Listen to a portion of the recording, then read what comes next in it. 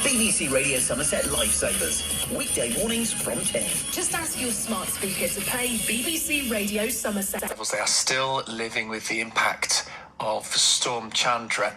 In 2014, a Sikh charity called Khalsa Aid donated thousands of sandbags and helped feed those affected by the floods. Well, they have returned this year and have been welcomed back with open arms, as to be said. Ravi Singh is the founder. Ravi, good morning. Welcome back to Somerset, and thank you again for being so helpful. It's lovely to speak to you. What made you decide to return this year? Well, good morning to everyone. Well, same thing. I mean, we've seen the post on social media. We've seen the desperation. We've seen our great friends. First of all, I just want to say we wouldn't be here if it wasn't for FLAG, the action group, amazing group that we coordinated with. Everything we do, we're always trying to coordinate with locals who are absolutely amazing. And I think it's the same reason why we came last time. But this time we came a bit earlier to see if we can help those who may need, extra support. It could be hot meals. It could be protecting their homes, so we can plan ahead if things go worse. And it's a homecoming for us as well, because we feel so close to the area. And at that time, our friendships lost. It's a lifetime's worth of friendships that we made. And as friends, we turned up again, and we met a lot of good people last night down King Alfred in Boroughbridge. And I think, again, the spirit of, working together, the community spirit is back again. But unfortunately, it's very clear that I think most governments come and go, MPs come and go, and the people get left behind, promises get made, and sometimes things are not seen through.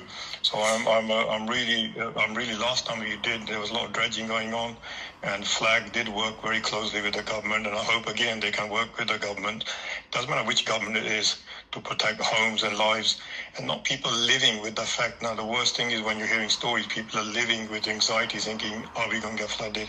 Is it going to get bad? What are we going to do? Where's all the protection? Who do we turn to? That sort of stuff is still there. It's quite sad to see. Yeah, I'm sure, especially 12 years on, and you sort of hope that those things have improved. Yeah. Now, I remember I was working for Radio Somerset in 2013-14. I remember a lot of the positivity that came around you being there, Ravi. We were talking about you yesterday and here at Radio Somerset, saying how it was one of the genuinely brilliant things that came out of what was such a distressing time for so many people. It was lovely to have a positive, that the community feel that you brought, and all that love and help that you brought. So what are you doing this time round then? What have you been up to? I think the same thing. I think we talk to the locals, talk to local groups, and I think it's quite sad in a way that it's disaster that brings us together. And it's around the world. We work in different conflict zones, etc. It's the same in different places. But here in Somerset, your community is very strong. The strongest community I've seen anywhere in the world. It's the same. Is to say, okay, we're here. You're the community, you know what you need, you tell us what you need, we'll help you. We're not here to tell you what you should do. We just want to work with the community in harmony so that we can do much as we can for those who are feeling threatened, or provide hot meals if we need to, and work, like I said, with an organization like FLAG and other local action groups to see where we can fit in. So we're here to listen and to support, and we want to make sure we've done the maximum to help those who need, and that's all it is, just being friendly and human being, and at the end of the day, not much more we can do apart from work together and bring safety to those. I remember last time, delivering, and Nigel had a JCB digger, and we sit in the bucket, we're delivering sandbags to Stade, and there's a lady came, an elderly lady, she put her hand on my hand, she goes, I'm feeling alone. And then I got in touch with the King Alfred pub at the time, Jim and the guys, and they were reassuring her, so the pub became the community centre. So I think your community is very strong. I don't think anybody will be left behind by the community. However, we do need, I think here, a chain of command. There's an open communication with the government, with local officials, and the environmental agency working with other groups. So there is no lineage, broken in communication, and people suffer at the end. I think everybody needs to improve the communication. Interesting thoughts. It's great to hear that from your lived experience there, Ravi. Great to hear from you about it.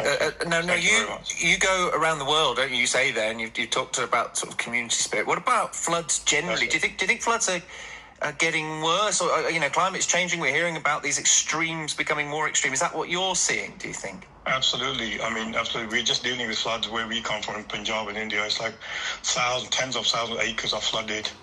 floods in Pakistan, floods in Africa. Now we're also doing floods in Mozambique as we're helping coming here as well.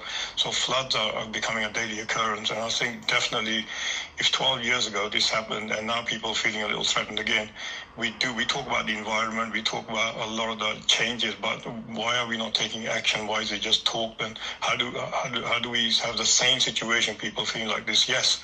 So generally around the globe, there is a massive change from wildfires in North America where our teams are involved to flooding around the world. So definitely there is a massive change which we really need to focus on. How do we address it? How do we tackle that to support those in need? And in parts of Africa and Asia, unfortunately, when we see damage, whatever they have, it could be just a shelter, temporary shelter is gone. They have to restart again. And in Somerset, people say, oh, well, what are you doing there? People have money. It's not the money. It's people need to just say someone's there for us. We're working together. If it's about money, we wouldn't be here. It's about community that, we don't let anybody down, especially the vulnerable. So floods are getting worse. Environment definitely is changing. And we really need to, change with that. And how do we move forward, especially with the rivers where you got such built-up areas, new developments, etc. in the area where there's flood risks and there's already pressure. These should be reviewed by the government. Do we really then need to put massive new development in the same areas? Really stress on already existing infrastructure. So everything we do need to review. We do need to look at everything. Ravi, absolute pleasure speaking to you. Thank you so much for your time, and thank you not just for the interview, but for coming into Somerset again and to helping out the community. I know. Thanks to everyone for the lovely welcome. Absolutely feel so much love here, and I think, like I said, it's an amazing community, and thank you for the love. We're humbled. Oh, that's lovely to speak to you. Thank you. Ravi Singh there, founder of charity Khalsa Aid, and is currently in Somerset at Boroughbridge and Moorland this morning supporting people hit by the recent flooding there. He was here 12 years ago as well, and I remember he was sort of loved wherever he went. There were people who absolutely loved him being there and the help that his charity provided.